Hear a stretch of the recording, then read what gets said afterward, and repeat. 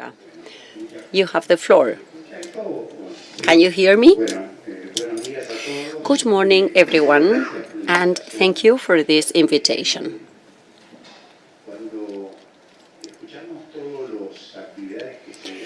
When we take a look at all the activities and all the topics you address in each of the panels and sessions, we can understand that agriculture is becoming increasingly complex in the production system, but also in terms of demand. Due to different circumstances that have to do with health and environmental changes, there have been new regulations and commercial demands of different types. Some of them have been negotiated at the World Trade Organization, and all the health care issues are governed by an international health agreement. The problem is that the two organizations that take care of commercial issues, the World Trade Organization and environmental issues, the Conference of the Parties, have a gap or vacuum in terms of trade and environment. And this is leading some countries, led by the European Union, to try to impose unilaterally their own vision on how global problems are to be solved. This means that they are making a decision on their own to solve global problems, but global problems require global solutions. Unfortunately, that is not the case right now around the world. And faced with this complexity, we have more regulations. The most recent one has to do with the requirement of the European Union on the sale of deforestation-free products. If this regulation is not delayed, it will be enacted in January 2025. But there are others in progress that do not have to do with the agricultural sector specifically. So there are different perspectives to the analysis. What we are going to do here is to have two rounds of comments. The first one will be from a macro perspective.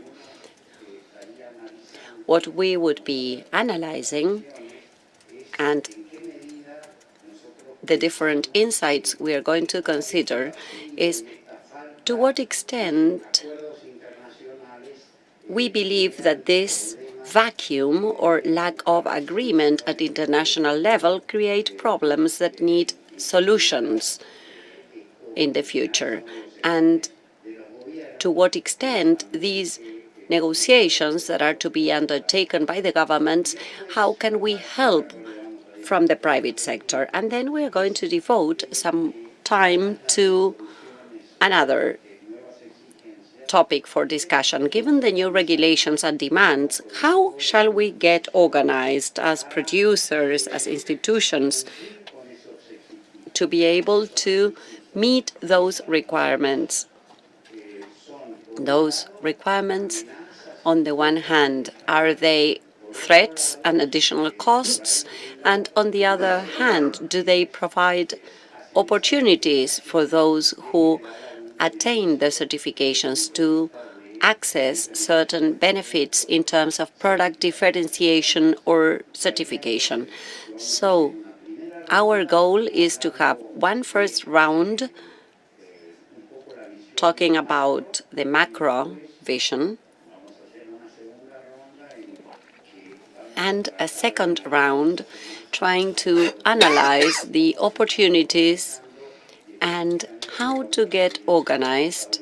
And we're going to ask Gustavo Idigoras to provide some input about the VISEC program.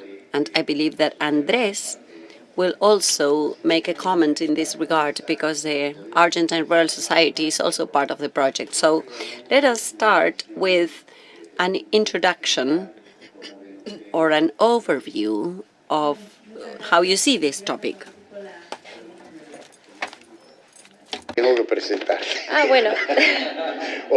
I made a mistake. I have to introduce everybody.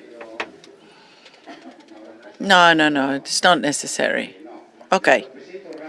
Just quickly, Laura Villegas is the development manager for corporate affairs of the SOFA table. She's had 20 years experience in organizational communication, and she is an expert in agribusiness and sustainability. She works in Fitch Ratings and NNC, and she also worked in Austral and the University of Buenos Aires as an academician. Costamagna is fourth generation of producers, agronomist, specialist in livestock and genetic improvement, expert in bioeconomy, and an expert in environmental affairs. Gustavo Idigoras has a background in various activities, both in the public and the private sector. He is now the head of the oil chamber and the Center of Cereal Exports, and the head of VISEC Argentina and Paraguay. And finally, Alejandro Donnell, who is an agronomist from the Córdoba University, a producer and an advisor with the focus in production systems based on non-tillage, and a partner of Aapresid. Without further ado, thank you. Thank you, Aapresid, for inviting us and for allowing us to share knowledge. As an overview, as Marcelo was saying, of what is happening when it comes to international legislation focused on the European Union and what's most recent, which is the EUDR, with the zero forestation products, we are proposing and be very positive to see it as a trend. That's what's happening. This is the first thing that we should adjust to. It has to do with a framework with regards to the Green Pact that was signed in 2020 with the European Union with regards to climate change and the reduction in emissions, with very ambitious goals for 2030, and also with the Paris Treaty and a renewed commitment with regards to the SDGs, sorry.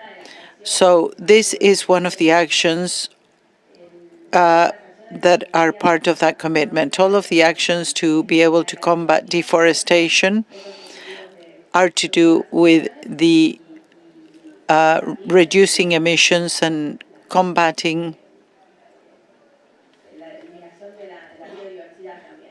the wasting away of biodiversity. The idea is to regulate these commodities and products that are linked to deforestation, because the EU wishes to stop contributing as a region a la deforestación, a las emisiones, al cambio climático, a la violación de los derechos humanos y a la destrucción de la biodiversidad.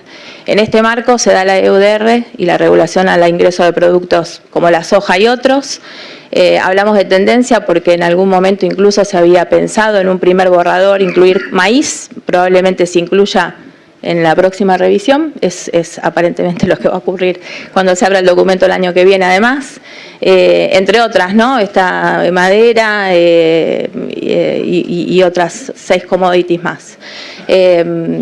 Es decir, esto de nuevo es una tendencia. Hay otras regulaciones y directivas que están aprobadas y están viniendo entre 2024 y 2027. Quizás las podemos conversar más en el próximo bloque, que tiene que ver con oportunidades también, si las podemos ver de este modo.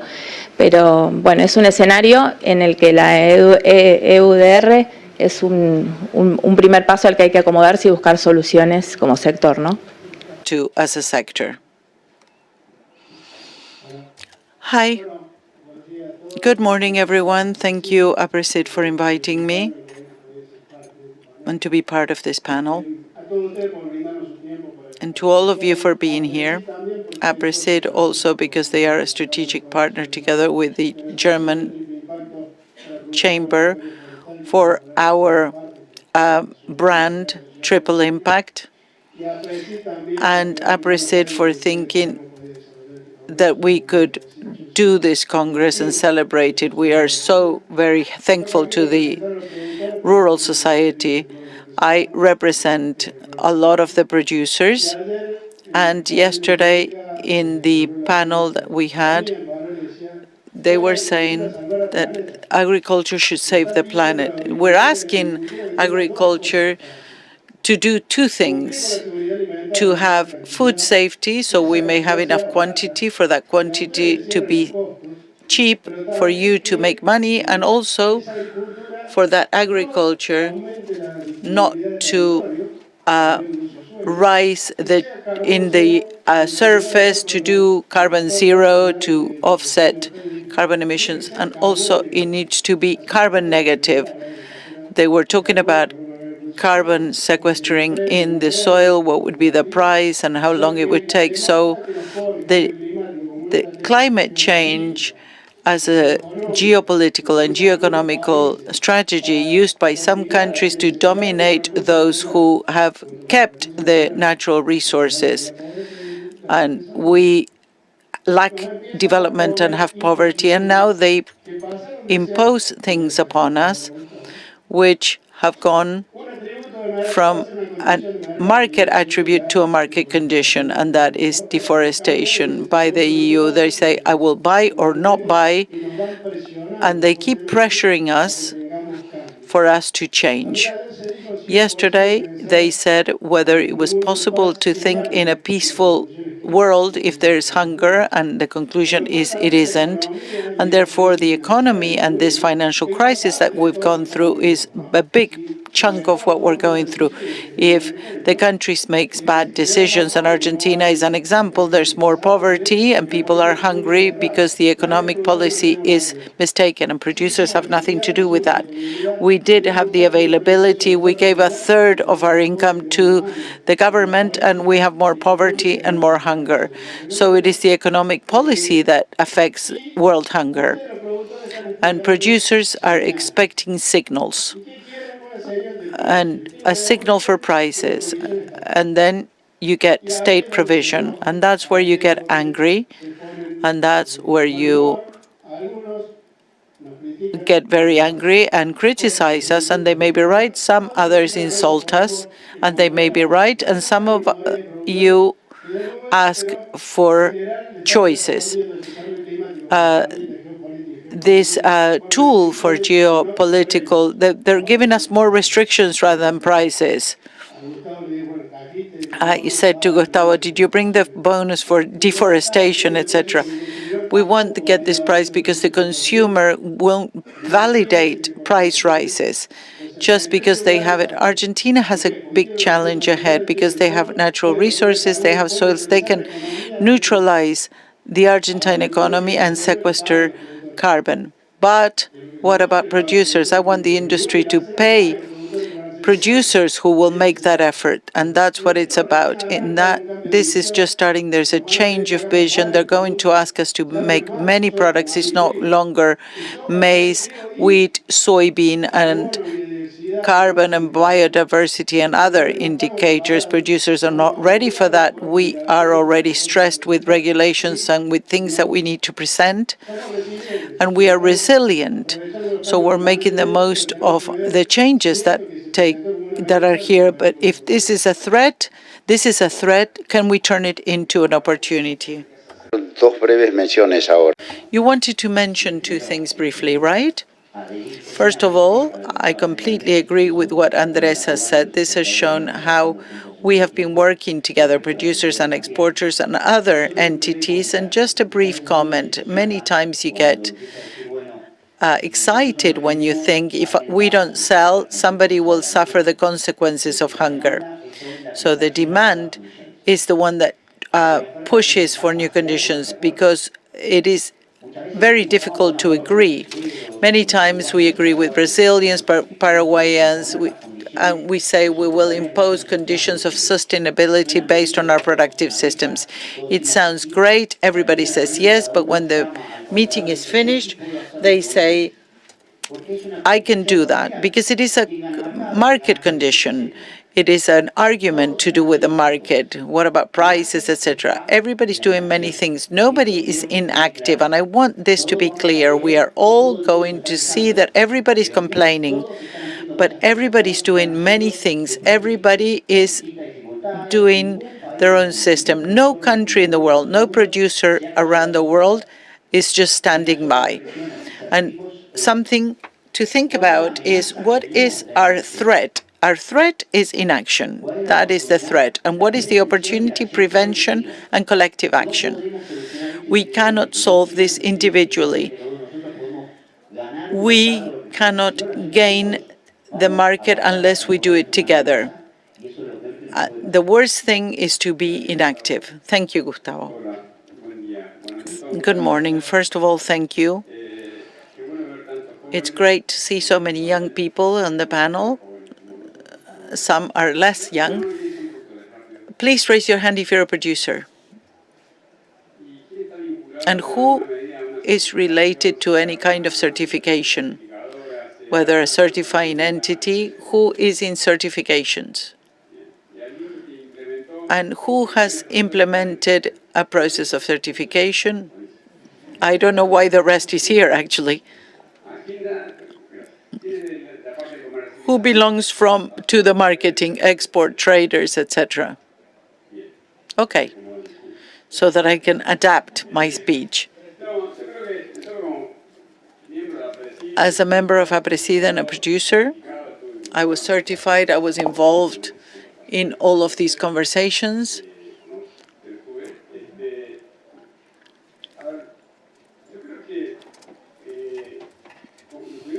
The first thing is to understand the situation and the reality today. There are regulations. And this means that you need to reorganize and restructure for those who create the regulation and for those who need to adapt to it. That is the reality. And there is a commercial relation that is at stake here due to the regulation. And this is being implemented by a bloc. It's not a country. It is a bloc that has a capability of organizing, and it's 15% of the world's GDP. They implemented this. It's not a country. You cannot avoid it. That bloc, it is a leader. So we have to say as a producer, okay, Europe, I won't sell you. I'll sell to China. But China is speaking about those things as well. That is the reality. We need to try to understand that. And the third point here is that we are at Aapresid, we promote sustainability. We spend 98% of our budget on that. And the environmental standards are here to stay, whether they are written, whether they're regulations, or whether it's a vision as to what people believe sustainability is. You may argue against it, but it exists. They are here to stay, these standards. So anyone, in this case, who wants to export to the EU must adapt. The other thing is the battles that we may get involved in and how to get involved in them. Depending from our context, we have human resources and technological resources, in our case, are limited when confronted with the EU. And what are the real and institutional capabilities to act on those battles that we will have to have? We must see what are the struggles that we must face and how to deal with them. Like Gustavo said, we are all involved in the commodities market. If you don't stand out, you will get treated as a run-of-the-mill producer. So as producers, throughout the chain, we need to change that threat and turn it into an opportunity. Okay. As information, these are issues that producers don't really know. And one of the goals that this panel has is to inform, and so that we can get ready. because as he was saying, and also Laura said it, these are processes that are ongoing.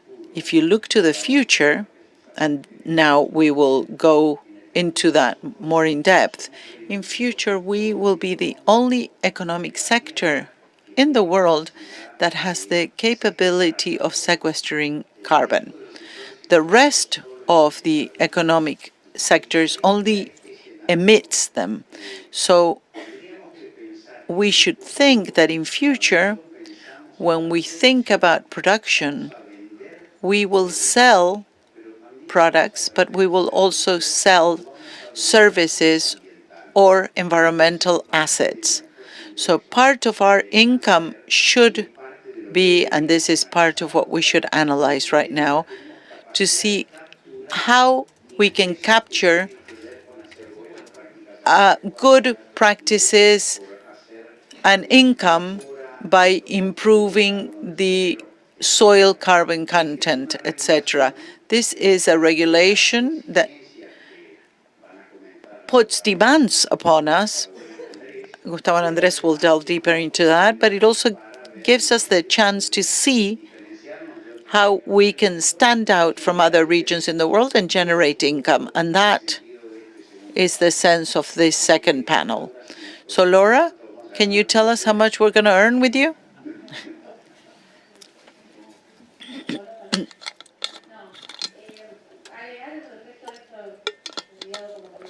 With regards to this conversation and the opportunities and what we spoke about at the beginning, EDUR is a trend, and the first thing that gave us a shudder, but we will have the green directives that have to do labeling of products with specific methodologies, with verifications, third-party verification to avoid confusing declarations, not greenwashing. We will have directives to do with due diligence for reports from companies, due diligence of risk mitigation. This is proven. This next year will be reported, and this exceeds deforestation. It includes human rights, it includes biodiversity, polls. The market requirements broaden, and standards, as Alejandro was saying, are no longer an option. They are part of a strategy now for management, for the industry and producers, how to include them as opportunities and to add value and to generate products that stand out.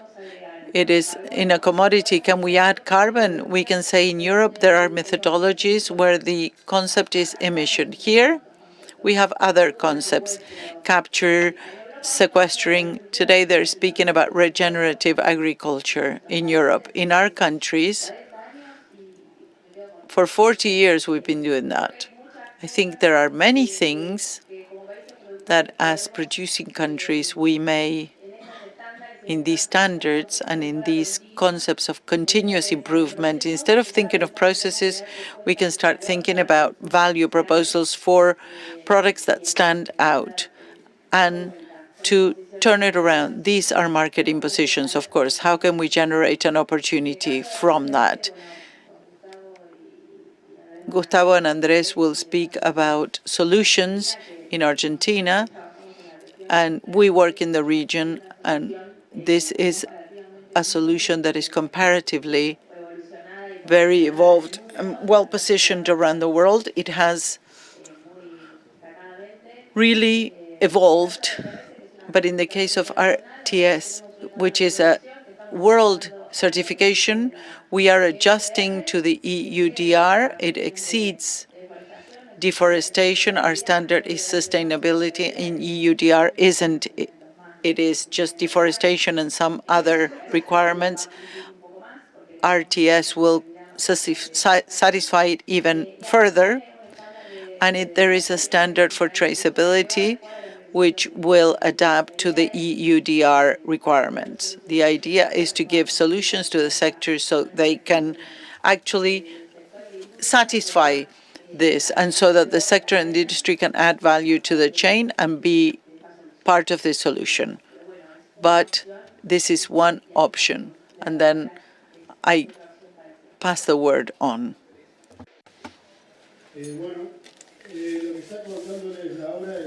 What Laura is saying, well, she's using many complex words such as standards, protocol, third party, but I am going to summarize it this way.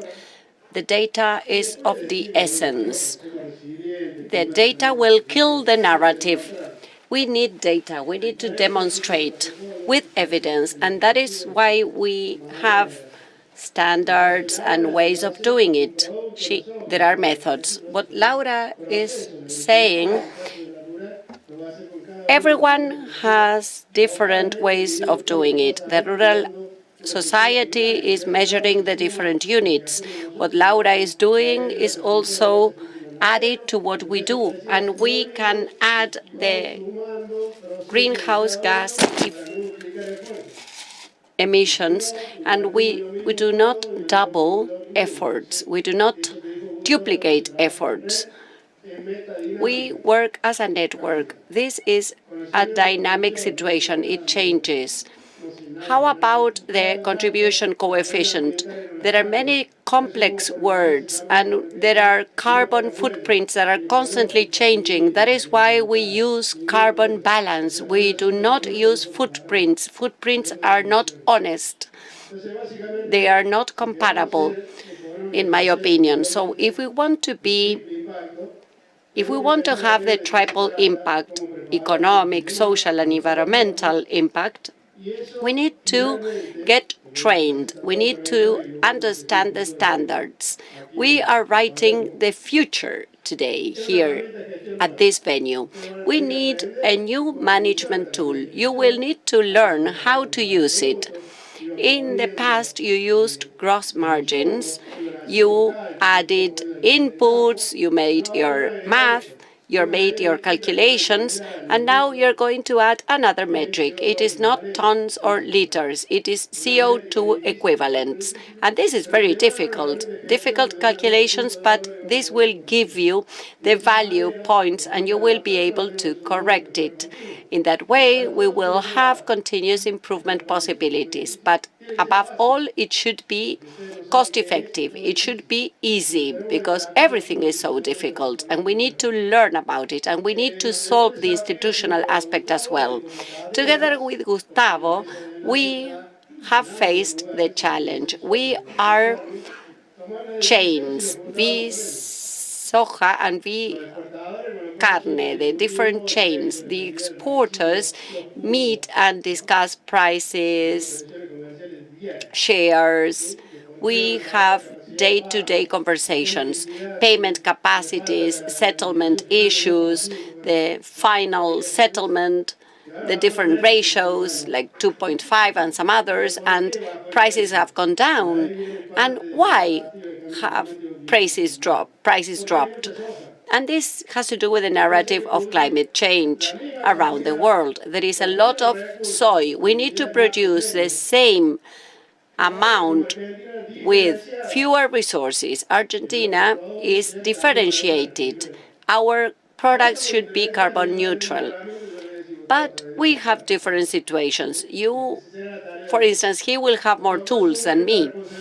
We have taken the responsibility as a chain, as a network, to be part of this effort. 20% of soybean goes to flour exported to Europe. 16% of leather go to Europe. Also, for other cattle products also go to the European market. So we need to take this into consideration. What if we stop selling leather or stop selling pigs to Europe? That would be a problem for us. So we have started a dialogue with the beef network. We have public assets. We have different systems that SENASA, the regulatory entity, had. There was a system that was already in place for tracing and tracking, so the three systems that were operating as silos started to communicate with each other to provide information and generate results using satellite imaging through the registry. We already had the components in place, so it was a simpler process as regards the beef part or the cattle raising part of the network. Each producer with their taxpayer identification number can log into a platform and check. 99% of producers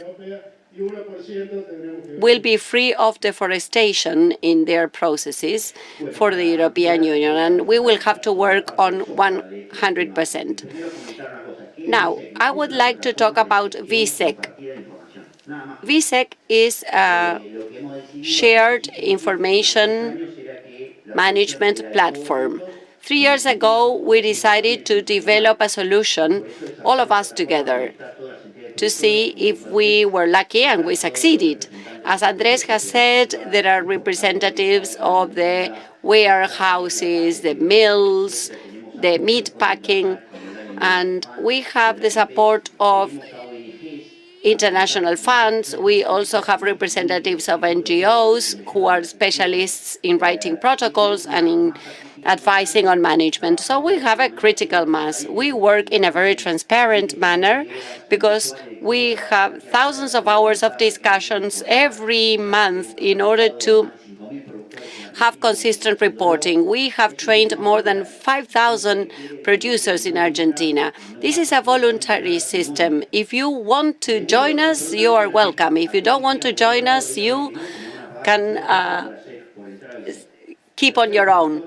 Now, it is fully free to join our platform. You don't have to load any data. The buyers will load the data.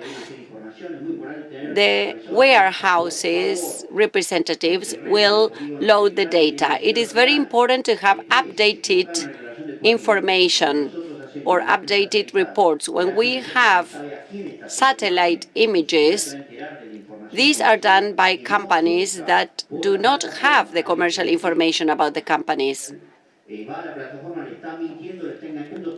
Otherwise, the information will not be consistent. All of that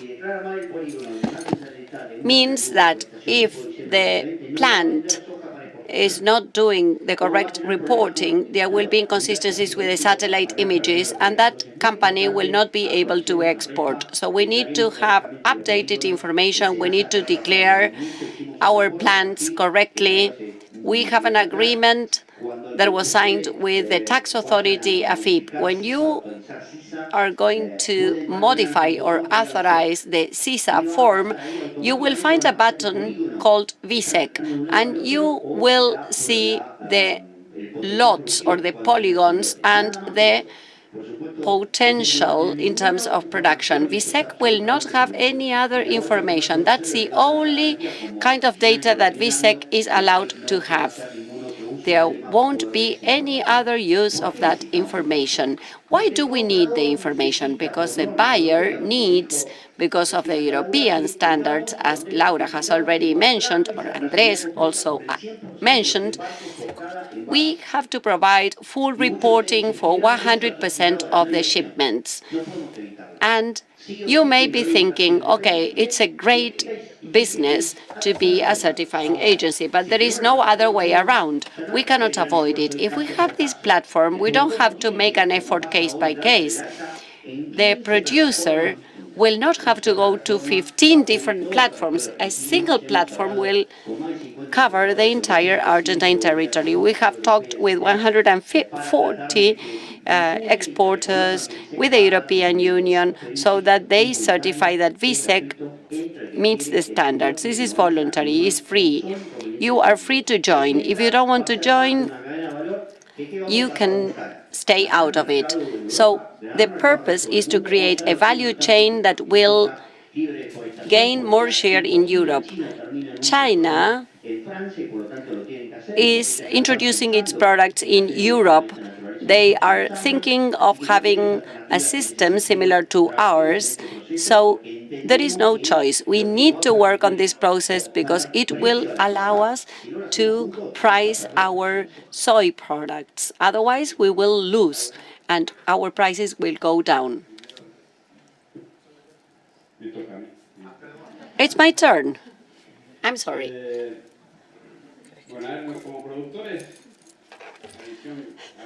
From the point of view of the producer, we have to look ahead. In the first place, we will have to do everything Gustavo has said. That is a reality. We need to adapt if we want to continue with our soybean exports. But to have a more long-term vision, so as not to be on the reactive side. As a country in the Argentine productive system, we shouldn't be missing more opportunities. Let's catch every opportunity. I have been in different meetings in Europe, and British people in international conferences have talked to me about no-till farming, for instance, and I wanted to tell them, stop talking. What you're saying is 40 years old already. Our system is unique in the world. 90% of our system is with no-till system. We need to understand this. We have a pioneer situation. We are leaders, and we are also different from Brazil. Sometimes they don't know where we are located. They locate Brazil and they locate Argentina next to Brazil. We are part of the solution. We are not part of the problem. Marcelo said it. And we are one of the few industrial processes that have the capacity for carbon fixation. If we do it right, we have an enormous opportunity, and at Aapresid we are proposing this. Of course, we need to demonstrate it. As my colleague has said, we need to say, okay, here is the proof we can do it sustainably. We need to abide by the standards. I can provide you with more details afterwards. The sustainability demands and the requirements, the costs, unfortunately, have to be borne by producers. They are the weakest link on the chain. Unfortunately, as Gustavo was saying, okay, VISEC is free platform. However, there is an impact on prices. So what can we do as a sector, as an industry? The costs of sustainability has to be borne by the producer. The consumers have demand, and the producers have to respond. We would have to distribute the cost along the value chain because the entire value chain has an impact on climate change. So that's the opportunity that we have as producers. To land this idea, I would like to focus on how we can get involved with institutions, for instance, the Argentine Rural Society or whatever organization can gather people and minds in order to have an impact based on science, innovation, and technology. Unfortunately, many of these regulations come out of Brussels with a very poor scientific basis, and they are also overburdened by ideology. So we need to have our capability as associations of producers to get on our advisory role in order to have an impact or an influence on those who sit at the decision-making tables. We need to provide them with the science behind all of this so that they have the right tools to negotiate, so that they will not set their conditions on a unilateral basis. And what happened with VISEC, which is a platform that gathered institutions and the entire value chain, in response to a specific demand. But we should start working the other way around. We should start gathering the minds, and we should start gathering the different capabilities so as to impose an agenda of global sustainability. Thank you, Alejandro. We don't have much time, so if there is any specific question, perhaps you can use other channels. I have a couple of concluding remarks. It is clear that our agenda going forward has a component of good agricultural practices, and the environmental impact of what we are doing has to be taken into consideration. So how do we get ready for that? And how can we leverage our strengths to our advantage? This requirement from the European Union, which does not have a clear rationale for solving climate change problems, because this resolution will not solve the actual problems. As Alejandro was saying, we do have a series of milestones of progress, and we need to monetize them. The initiatives, for instance, responsible soybean or responsible beef, those initiatives and new ones that we will try to create from now onwards will help us face the challenge. This is a world that is demanding products, but also demanding services and environmental assets. How can we get ready to have opportunities for revenue generation from those systems? We have assets we are creating with no-till farming and with other areas of Aapresid. So how can we provide value add to all of that? And what way shall we take? Shall we use, for instance, carbon credits? And also, what kind of strategy should we take? A reactive strategy was very good. Unlike the situation in Brazil and Uruguay, they decided that the governments would provide the certifications. Unlike those countries, Argentina decided that it would only provide a framework so that the private sector, now represented by VISEC, but in the future there could be another company doing this kind of initiative. In Argentina, the decision was made that the government would provide the general framework and private companies would certify. So, as Gustavo was saying, we are getting ready. Andres was also mentioning this. We got ready to answer this problem and the demands of the European Union. So how can we build a new narrative in the future that will allow us to generate more revenues so that in the future we will be able to sell not only agricultural products but also services? Our country is very well prepared and trained to do so. So, having said that, I would like to thank our panelists for all their insights and perspectives, and this topic requires us to be constantly up to date with all the changes, not just looking at the rotation of crops and cover crops, but we need to get ready for the challenges